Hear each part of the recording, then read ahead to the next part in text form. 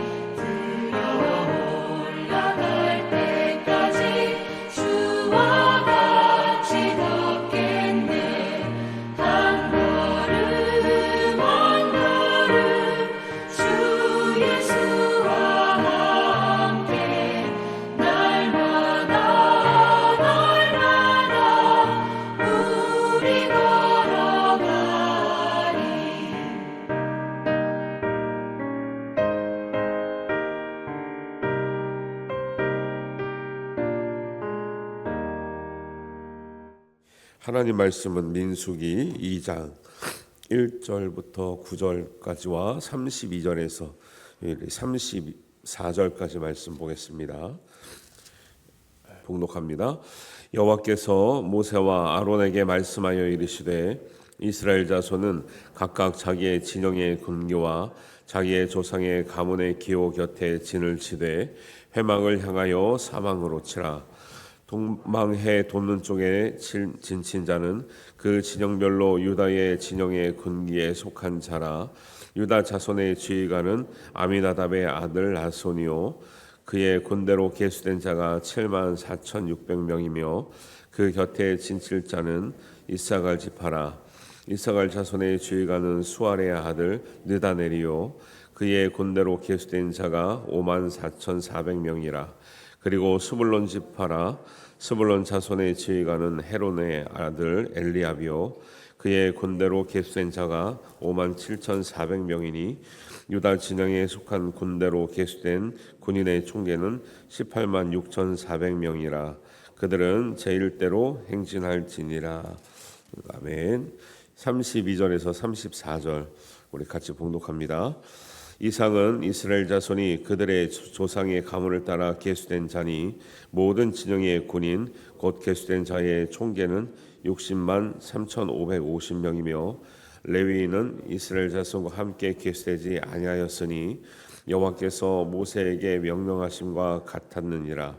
이스라엘 자손이 여호와께서 모세에게 명령하신 대로 다 준행하여 각기 종족과 조상의 가문에 따르며 자기들의 길을 따라 진치기도 하며 행진하기도 하였더라. 아멘. 2장 전체를 읽게 되는데 같은 말씀이 반복되기도 하고 좀 길어서 이렇게 추락했습니다. 하나님은 이스라엘을 정비하시죠. 출애굽한 백성들을 그냥 있는 그대로 노예의 그 생활에 익숙한 그대로 가나안 땅을 보낼 수가 없어서 정비를 하시는데 군사 조직으로 정비를 하시면서 또 이제 정비하는 내용을 좀 의미 있게 생각하면 거주하는 모습도 정비를 하시고 이동하는 모습도 정비를 하세요. 그러니까 군사만 됐다고 그냥 너네들 거주할 때나 이동할 때 막 해라는 게 아니라 군사적으로 조직하면서도 거주할 때나 이동할 때를 어떻게 거주하고 어떻게 이동하라고 하나님 딱 얘기를 하세요. 이게 읽어보면은 우리가 민수기나 레위기 같은 데는 되게 어려운 말씀이잖아요. 근데 읽어보면 하나님은 정말 참 질서정연하시다 이런 생각을 많이 합니다. 그런 걸 보면 하나님은 정말 창조하셨겠다 이런 생각이 확신이 되는 게 뭐냐면 이게 대충 만드신 게 없어요. 뭐 할 때 너네도 그냥 대충 해라 이런 적이 없고 다 정해줍니다. 이거 지금 모세가 막 만들어내는 게 아니고 하나님이 이렇게 하라 그래서 한 거예요.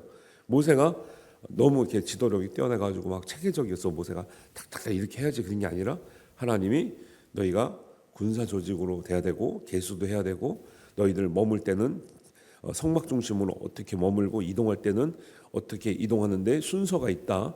딱딱 동서남북으로 세 지파씩 딱딱 해라. 이거를 모세가 생각한 게 아니라니까요. 하나님은 모든 이제 일을 할 때 질서의 하나님이신 것을 여러분 꼭 기억하시기 바랍니다. 우리는 은혜라는 말을 너무 이렇게 쉽게 써요. 우리가 대충 해놓고 은혜래. 우리가 열심히 안 해놓고 은혜래. 그게 아니라 우리는 최선을 다해도 부족할 수 있지만 하여튼간에 일을 할 때 무슨 나에 대한 인생을 할 때 보세요. 인생을 막 살다 보니까 이렇게 됐다 이렇게 말해야 돼요. 내가 최선을 다해서 이렇게 체계적으로 이렇게 살려고 노력해야 돼요. 체계적으로 살려고 노력하는 게 하나님께 가깝지 막 살다 보니까 은혜 받아서 이렇게 했다. 이거는 이렇게 막 함부로 말할 건 아니에요. 왜? 하나님은 그렇게 우리를 막 살도록 짓지도 않으셨고 우리를 창조하실 때는 하다 보니까 된 게 아니죠. 진화론은 하다 보니까 된 거예요. 하다 보니까 우연히 폭발하고 우연히 만들어지고 우연히 있게 다 우연이에요. 근데 우리는 하나님께서 우연히 만드신 게 아니라 계획하셔서 만드신 줄 믿으시기 바랍니다. 그래서 창조론으로 가야 사람이 존귀하게 된다 그랬지. 진화론으로 가면은 사람의 질이 확 떨어집니다. 특히 뭐 아프고 연약하고 부족하면 사람 취급 못 받아요. 왜? 적자생존이에요. 진화론에서 말하는 건 적자생존이에요. 환경에 적응하고 우수한 종자만 남기고 적응하지 못하거나 도태된 건 없애버려야 돼요. 그래서 진화론으로 가면 사람이 존중받지를 못한다는 거예요. 그래서 우리가 그거는 둘이 싸워야 된다. 저걸 부정해야 된다 말 차원이 아니라 우리가 왜 하나님이 우리를 창조하셨다고 말하는지에 대한 그 기본 원리가 있다라는 거예요. 하나님은 다 다르게 만드셨지만 계획하시고 질서정연하게 완벽한 우리의 그 존재를 만드신 거지 대충 만들어 놓고 이게 나중에 발전하다가 사람이 된 게 아니라 하나님은 처음부터 우리를 완성된 존재로 만드셨다라는 것이 굉장히 중요한 우리에게 그 신앙적인 고백을 하게 하고 하나님과 관계 안에서 굉장히 중요한 이게 이슈가 되는 거죠. 우리를 완전하게 만들었지 부족하게 만들었으면 지금 부족한 투성이죠. 왜? 앞으로 우리가 더 살아야 완전한 존재가 됩니까? 지금도 완전한 존재입니까? 지금도 완전한 존재로 하나님 살게 하신 줄 믿습니다. 이게 별거 아닌 것 같아도 엄청나 중요한 이 그 신앙의 고백과 하나님과 우리 관계를 나타내는 거거든요. 그래서 하나님은 이 옛날 이 민수기 시대면 지금부터 뭐 3,500년이에요. 그 전이에요. 그러면 이 시대에 무슨 질서라는 게 있어요. 그냥 막 하면 될 것 같은데. 예. 예를 들면 전쟁 나갈 때도 이때 당시의 전쟁과 지금 수준의 전쟁은요 천차만별이거든요. 이 당시에는 뭐 질서라는 거 별로 생각하지 않을 텐데 하나님은 너희들이 이동을 하든 거주를 하든 군사 조직을 하든 체계적으로 살아야 된다. 체계적으로 해야 된다. 이렇게 정돈을 해주고 계시거든요.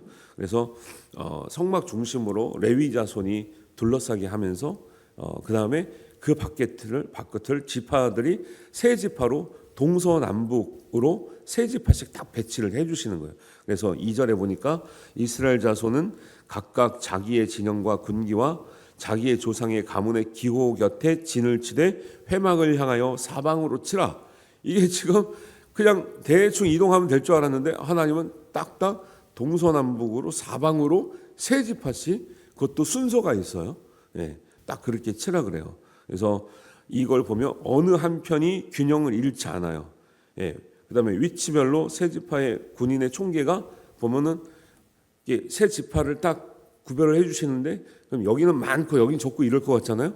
근데 이거 기가 막히게 이제 9절에 보면 동쪽에 있는 군인의 총계가 18만 6,400명입니다. 그러니까 쉽게 말해서 18만 명이에요.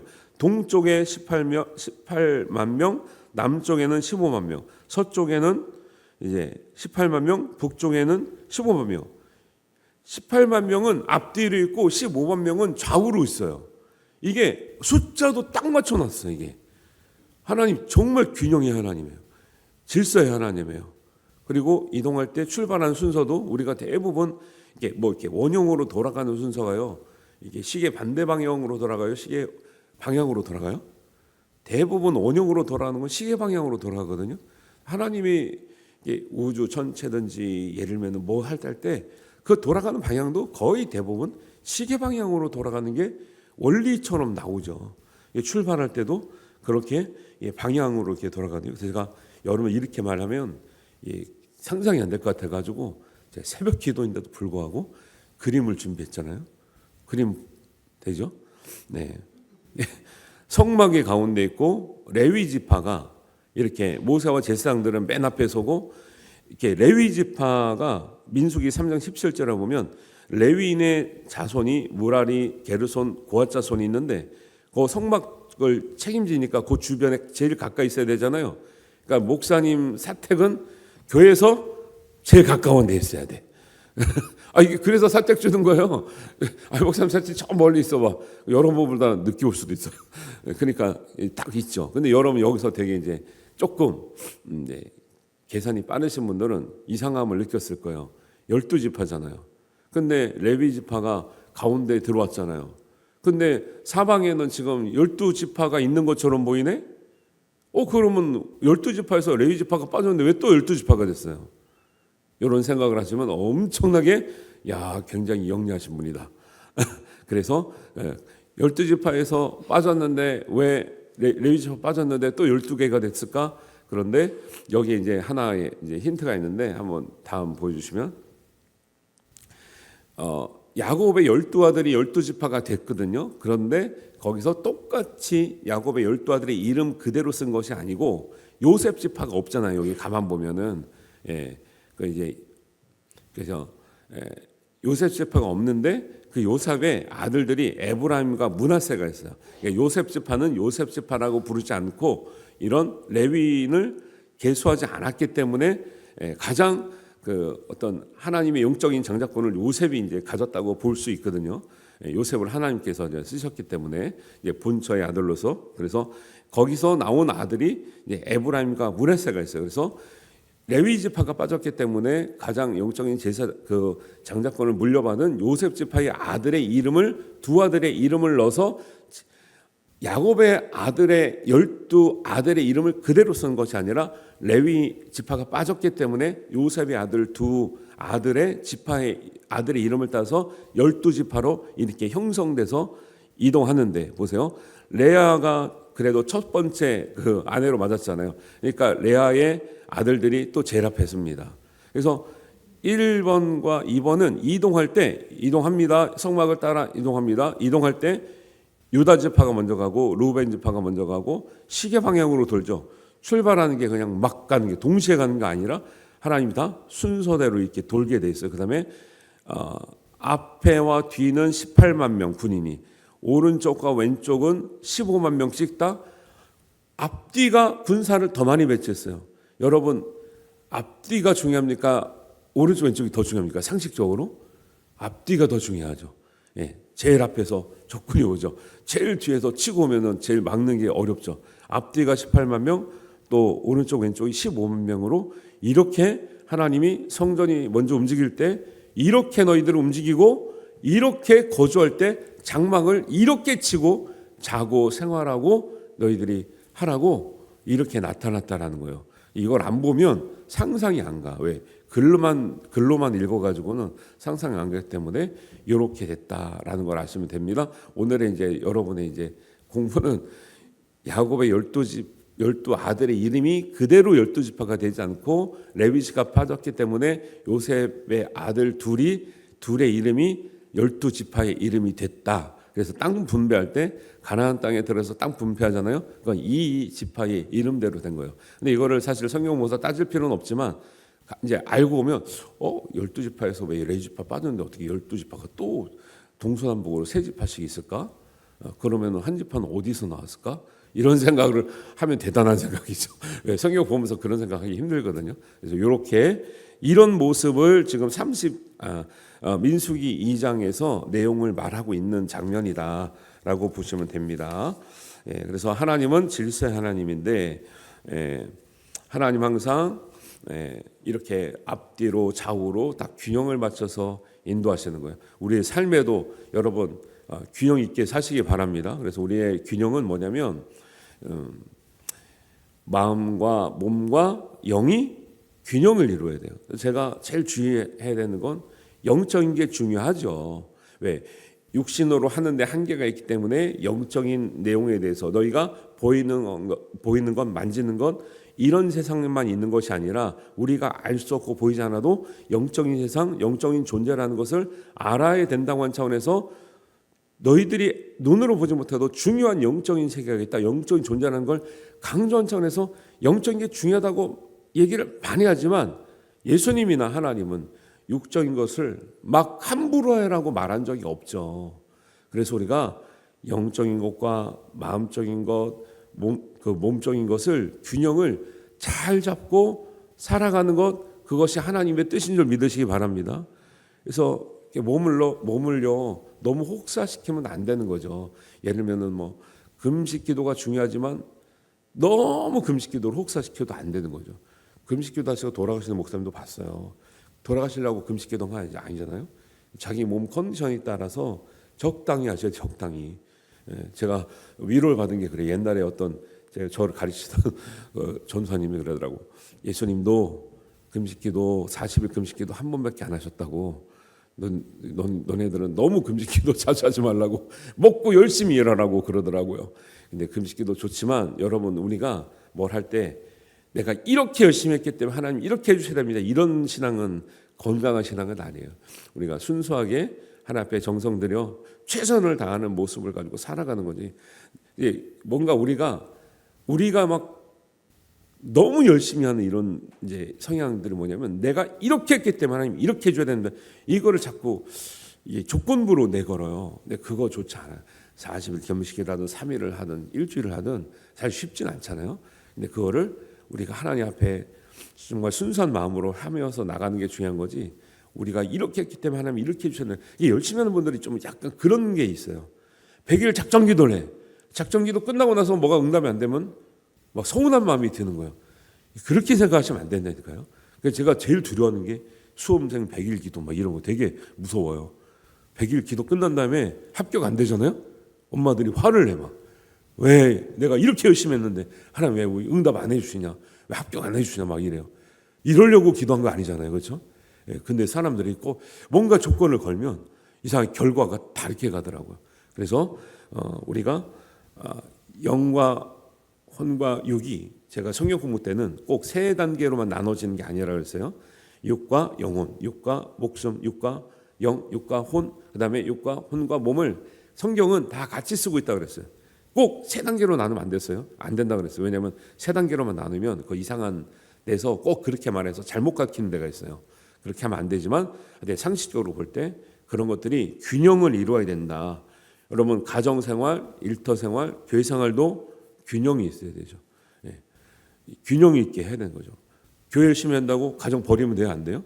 안 되죠. 옛날에 가끔 이런 권사님 있어가지고 남편하고 맨날 싸우고 교회는 그렇게 하면서 왜 애들을 안 돌보냐? 요즘 그런 사람 없죠. 너무 가정만 돌봐서 문제죠. 요즘은 교회를 잘 안 돌봐 보니까 요즘에는 옛날에 너무 교회 중심으로 갔고 그다음에 직장생활, 가정생활, 교회생활도 교회에서 이렇게 잘했다 그러면 사회에 가서도 여러분 신앙의 아름다운 모습으로 잘하겠죠. 완전히 또 반대 있는 사람도 있다면서요? 이렇게 하면 안 된다 이거죠. 그다음에 이제 목사님들, 직분자들 그래요. 교회에서 너무 잘해. 집에 가서 애들 잡는 사람도 있어 옛날에. 그러니까 애들이 격길로 가고 막 이래요. 옛날 어른들은 좀 그랬던 것 같아요. 그래서 우리 어릴 때는 목사님 자녀나 장로님 자녀들이 믿음이 좋아야 되죠. 근데 조금 삐딱선 가는 거 보면 목사님이나 장로님 집에 가서 엄청나게 엄한 분들이 있어요. 가끔 교회에서 너무 인자인데 애들이 상처를 받는 거예요. 이런 경우도 있었다. 옛날에 그게 신앙인 줄 알았죠. 우리는 그냥 교회에서만 잘하면. 근데 알고 보니까 하나님은 다 잘하라 그러시지 교회에서만 잘하면 된다라고 말씀하지 않았는데 옛날에 너무 열심을 강조하다 보니까 그렇게 된 경우도 있다. 그리고 또 의미적으로 봤을 땐 질서의 하나를 배울 수 있는 게 뭐냐면 우리의 물질 생활, 시간 생활, 공간 생활도 잘해야 되는 거죠. 하나님께 드려지는 예물, 그다음에 그것보다 더 중요한 것도 우리의 시간적인 드림이에요. 시간적인 드림. 요즘 사람들은 사실 헌금하는 거 드리는 것도 쉽지 않지만 그걸 드리고 다른 것들을 이렇게 대체하려고 그래요. 근데 그렇게 하면 안 됩니다. 물질과 시간과 공간의 이 생활이 균형이 있어야 돼요. 물질은 하나님 위해서 우리가 열심히 일한 것을 드릴 수 있는 마음이고 시간도 시간의 최소한 11조도 구별해서 경건생활을 하는데 드릴 수가 있어야 돼요. 우리가 새벽기도 이렇게 나오는 것도요. 사실 11조 정도 됩니까? 안 됩니까? 24시간에? 안 되잖아요. 11조만 하면 그 24시간이면 2시간 이상을 하루에 해야 되는데 안 되잖아요. 근데 그걸 그렇게 따질 필요는 없지만 시간으로도 우리가 영적인 균형을 잡는 것, 공간적인 건 뭐예요? 공간적으로도 중요해요. 우리가 예배를 집에서 안 드리고 교회를 드리는 이유가 있어요. 다 모여서 믿음 생활하는 공동체 가운데 머무는 것도 시간이나 공간도 구별하고 물질과 시간과 공간의 균형이 맞는 것이 성경적으로 신앙적으로 바람직하지. 물질도 드리기 힘들지만 물질 드렸다고 해서 내가 시간과 공간은 내 마음대로 산다? 그러면 안 된다라는 거예요. 그 질서의 하나님이 아니에요. 우리는 말은 질서의 하나님이 쉽지만 우리 생활에 적용할 때는 아까 말한 것처럼 우리가 몸과 마음과 영의 균형, 공간과 시간과 물질의 균형, 가정과 일터와 교회의 균형이 다 함께 생각하는 것이 질서의 하나님을 적용시키는 것이지 하나님을 질서 정하니까 일할 때만 막 아주 각박하게 가지고 막 순서를 잘 짠다고 해서 이게 질서의 하나님이 아니에요. 우리의 모든 삶의 영역에 있어서 균형이 있는 신앙이 녹아지도록 하는 이런 삶을 잘 살아내시길 바랍니다. 이런 것들을 하나님이 모든 성경에서 말씀하시고 계시다라는 거예요. 그리고 이제 하나님 질서 하나님의 어떤 그 내용이 어디 나오냐면 어떻게 보면 맞냐면 34절에 우리 마지막 절 읽었잖아요. 그 백성들이 이제 성막을 중심으로 레위인이 먼저 주변에 있습니다. 그다음에 세 지파에 따라 했는데 진을 칠 때도 행진할 때도 그렇게 하라 그랬죠. 그러니까 우리가 머물 때도 움직일 때도 질서 정연하게 그다음에 하나님의 말씀을 따라가는 거죠. 질서라는 거는 그냥 우리가 모양새 아니면 순서를 말하는 게 아니라 하나님의 말씀을 따라가는 거예요. 머물 때도 행진할 때도 이것도 균형이 안 맞으면 뭐예요? 머물 때는 말씀을 따라 있어요. 교회에 머물 때는 밖에 나가서 살 때는 말씀대로 안 살아요. 균형이 안 맞는 거죠. 질서 하나님이 아닌 거죠. 그런 하나님 믿지 않는 거죠. 그리고 성막을 중심으로 함께 움직입니다. 성막은 가는데 안 따라오거나 성막보다 먼저 가거나 그게 아니라 성막 중심으로 진행하는 간격과 속도가 딱 맞는 거죠. 이게 별거 아닌 것 같아도 너무너무 의미가 있죠. 성막 하나님의 말씀 교회 중심으로 더 빠르지도 늦지도 않게 머물 때나 나갈 때나 항상 한 몸처럼 움직였다라는 거예요. 여러분 이렇게 되시면 얼마나 온전한 신앙생활을 하시겠습니까? 그래서 이런 말씀들을 잘 묵상하시면서 자, 왜 이렇게 하라 그럴까요? 하나님이? 지금 우리는 어디를 가는 게 목적이에요? 그냥 광야에서 머물 것 같으면 야 흩어져서 만나 주워 먹고 살아. 이렇게 할 수 있는데 우리는 지금 정착이 여기가 아니라 어디예요? 가나안 땅이에요. 의미적으로 가나안 땅이라고 말씀했지만 그건 우리가 정말 우리의 마지막 본토 영적인 본향인 하나님 나라 들어가기 위해서 이 땅에 사는 동안에 너희가 준비해야 될 삶을 얘기하고 있는 거죠. 우리가 여기서 대충 살 것 같으면 막 살다가 가면 되죠. 썩어질 몸, 기껏 살아봐야 100년밖에 못 사는 이상 부어라 마셔라 노세 젊어서 노세 할 수 있지만 그렇게 안 사는 이유가 뭐예요? 여기가 끝이 아니라는 거예요. 우리가 들어갈 더 나은 본향 하나님께서 함께 하시는 그 본향에 가기 위해서는 여기서의 준비된 삶이 중요하기 때문에 점검하시고 정비하시고 질서 하나님의 마음으로 신앙생활을 하는 것을 하나님이 말씀하신다는 것을 꼭 기억하시기 바랍니다. 이거 놓치면 귀찮은데 꼭 이렇게 살아야 됩니까? 이렇게 살아야 돼요. 왜? 더 나은 하늘의 본향을 향해 가는 인생이기 때문에 이렇게 살라고 말씀하시고 이렇게 사는 인생이 하나님의 나라에 들어가게 될 줄로 믿습니다. 이런 말씀을 기억하시고 여러분의 삶 가운데 균형 있고 질서 있는 은혜가 있으시기를 주님의 이름으로 축원합니다. 기도하겠습니다. 하나님 아버지 은혜를 감사합니다. 오늘 말씀을 통해서 하나님께서 우리에게 간단한 것 같지만 질서와 또 하나님 우리에게 준비, 균형을 말씀하시는 은혜를 우리가 기억합니다. 우리가 하나님 말씀대로 살아서 더 나은 본향을 향해 가는 준비가 잘 되게 하시고 또 이 땅에서 하나님 말씀 중심으로 함께 움직이고 거주함으로 말미암아 하나님께서 주시는 모든 은혜를 받아 누리며 또 우리가 기억하며 경험하게 하여 주시옵소서. 하나님께서 우리 삶 가운데 정말 조화로운 하나님의 질서와 창조의 원리를 통해서 크신 은혜를 주실 줄을 믿사옵니다. 감사드리오며 예수님의 이름으로 기도하옵나이다. 아멘. 하늘에 계신 우리 아버지의 이름을 거룩하게 하시며 아버지의 나라가 오게 하시며 아버지의 뜻이 하늘에서와 같이 땅에서도 이루어지게 하소서.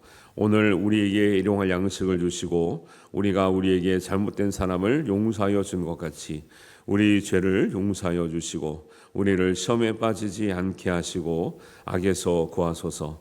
나라와 권능과 영광이 영원히 아버지의 것입니다. 아멘.